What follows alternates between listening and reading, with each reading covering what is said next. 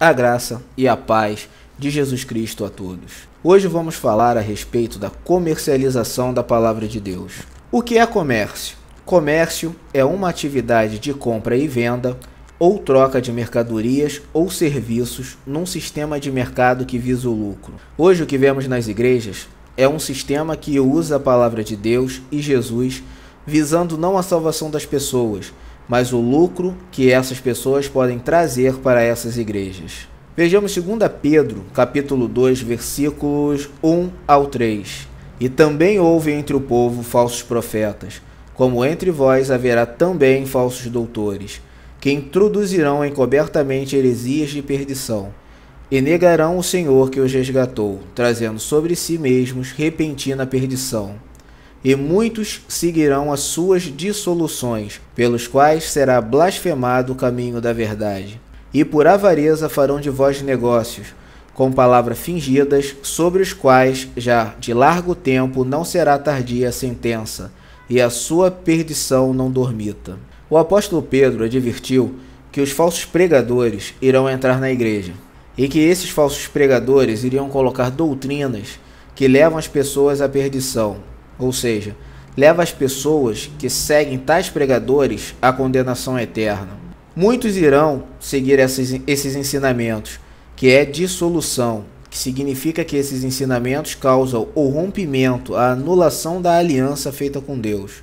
Esse rompimento, essa separação, leva as pessoas à condenação ao inferno. Esses falsos pregadores estão blasfemando. Esses pregadores estão desrespeitando e insultando o caminho da verdade, que é Jesus e a palavra de Deus. Esses pregadores são avarentos, eles têm um apego excessivo ao dinheiro. Por isso, pregam o evangelho da prosperidade, que tem como o grande objetivo usar o poder de Deus para ter uma vida financeira próspera. Por isso, esses pregadores estão fazendo da fé das pessoas um negócio muito lucrativo. Negócio significa transação comercial, empresa, firma de comércio. As igrejas se tornaram verdadeiras empresas em vários segmentos. As igrejas hoje têm gravadoras, lojas, editoras. Essas igrejas comercializam chaveiros, camisas, livros, CDs, DVDs, bíblias e outros materiais. Isso tudo cumpre o que Pedro nos disse que iria acontecer. Esses pregadores usam as bênçãos de Deus para tirar dinheiro das pessoas, prometendo a elas que se forem liberais nos dízimos e nas ofertas, Deus irá prosperá-las. Tudo isso são as palavras fingidas. O que Pedro disse é que esses pregadores se caracterizam pela falsidade e pela hipocrisia. Significa que a pregação deles foi inventada por eles com um objetivo que é ter lucro. O que eles pregam é falso, não é o verdadeiro evangelho de Jesus. Pedro deixa claro que o fim deles será o inferno. Esses pregadores encontram um terreno fértil porque as pessoas não querem ouvir a verdade, porque elas não suportam a sã doutrina, como está escrito em 2 Timóteo, capítulo 4, versículos 3 e 4. Porque virá tempo em que não suportarão a sã doutrina, mas tendo comichão nos ouvidos, amontoarão para si doutores conforme as suas próprias concupiscências, e desviarão os ouvidos da verdade, voltando às fábulas. Por que essas pessoas não suportarão a sã doutrina? Porque a sã doutrina não satisfaz as concupiscências do ser humano. Por isso elas ficam impacientes, aflitas quando ouvem o verdadeiro evangelho. Elas têm uma enorme vontade e desejo pelas coisas do mundo. Logo não consegue se desapegar das coisas materiais. Por isso, elas procuram pregadores que falem o que elas querem ouvir. Ao fazer isso, elas estão se desviando da verdade, estão voltando às fábulas. Ou seja, estão seguindo os ensinamentos mentirosos que esses pregadores inventaram. Paulo nos diz em 2 Coríntios, capítulo 9, versículo 7, cada um contribua segundo propôs no seu coração, não com tristeza ou por necessidade, porque Deus ama ao que dá com alegria. Paulo nos diz para não semearmos, o que quer dizer dar uma oferta com tristeza, achando que esse dinheiro que estamos ofertando irá nos fazer falta, e nem ofertar por necessidade, o que quer dizer Vou ofertar porque preciso de uma bênção de Deus. Temos que entender que Deus não é um banqueiro que irá nos abençoar se pagarmos por essa bênção. O que Deus quer de nós é obediência, fidelidade e separação do sistema do mundo. Esses pregadores encontram um campo fértil para suas heresias porque as pessoas querem viver para realizar os seus sonhos e as suas vontades, quando na verdade deveriam viver para Deus, negar-se a si mesmo e fazer a vontade de Deus. Esses pregadores ensinam a buscar em primeiro lugar as demais coisas, enquanto a palavra de Deus nos ensina que devemos buscar em primeiro lugar o reino de Deus e a sua justiça. Vejamos Mateus capítulo 6, versículo 33. Mas buscai primeiro o reino de Deus e a sua justiça, e todas essas coisas vos serão acrescentadas.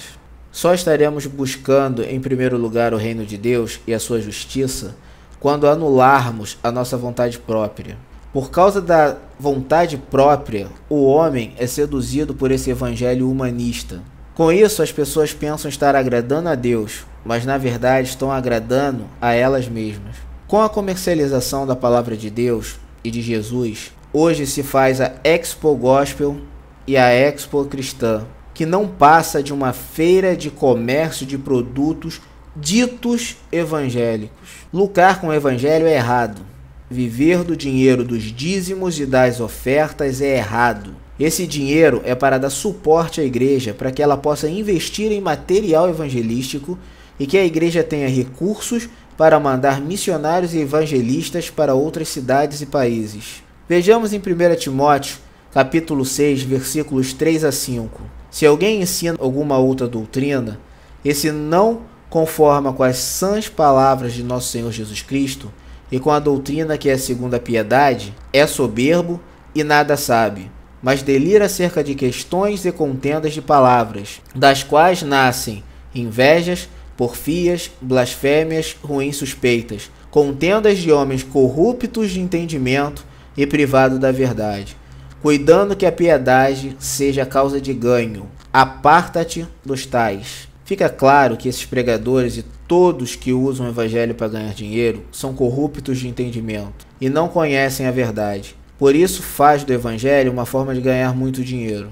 Essas exposições visam somente o lucro, não tendo nada de espiritual. Vejamos uma parte da notícia sobre a Expo Cristã. O título é Equilíbrio entre o lucro e espiritualidade.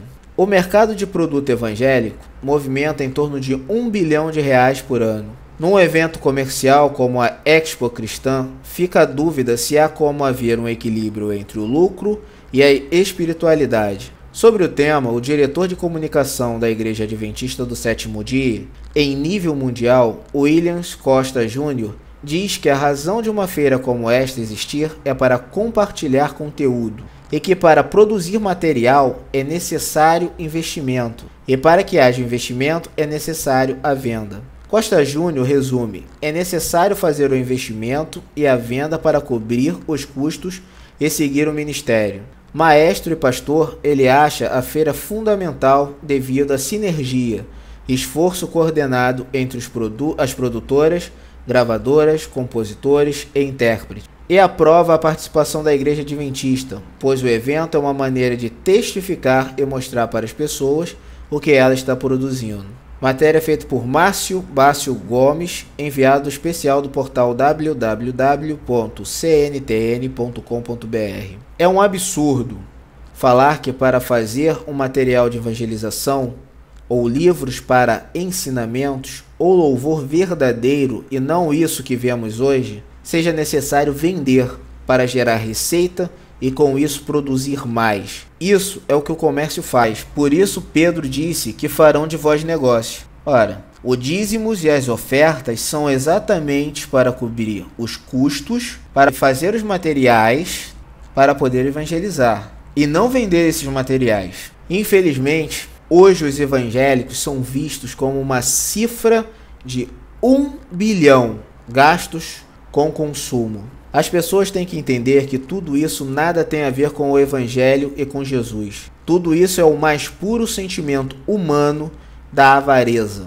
Vamos voltar ao verdadeiro evangelho, e nos preocupar de verdade com as pessoas que estão se perdendo nesse mundo e que estão longe de Deus. Termino por aqui e desejo a todos a paz e a graça do nosso Senhor e Salvador Jesus Cristo.